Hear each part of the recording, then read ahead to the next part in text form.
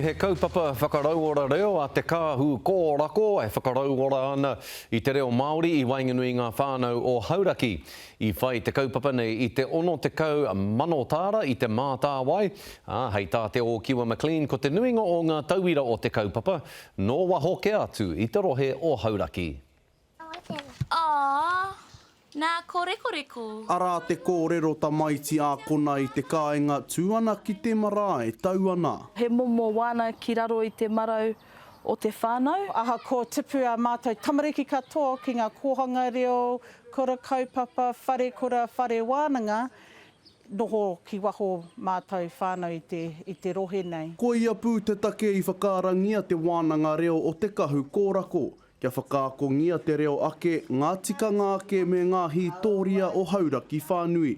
Ka mutu ka tua haere te kaupapa i ngā marae katoa o te rohe. I te wai mahi ana koe raro i te marumaru o te whānau, he ahua māma ake mō te hunga kōrereo. Nā reira, koera noho oku kōrero āwhina, kia kaha ki te ako i te reo, me ona tikanga. E whārawa ngā taumata o tēnei wānanga.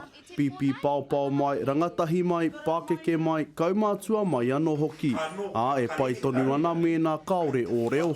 He wāhi haumaru kia pakari ake ai, kia kounga ake te reo. Kia patua te whakama, he mahi ngātai, hei whānau kōtahi, karekau e whakamā, ina he paku tō reo, ina he pīnakitanga o taunei reo, kare he tino raru.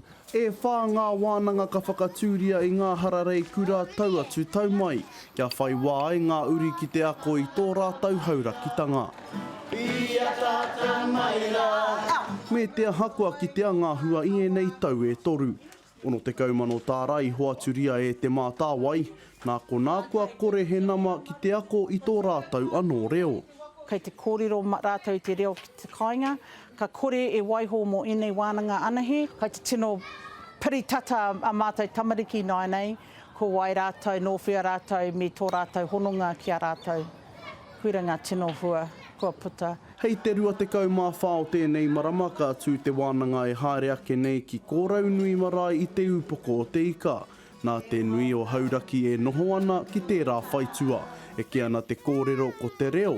Kia hora, te o Kiwa McLean, te karere.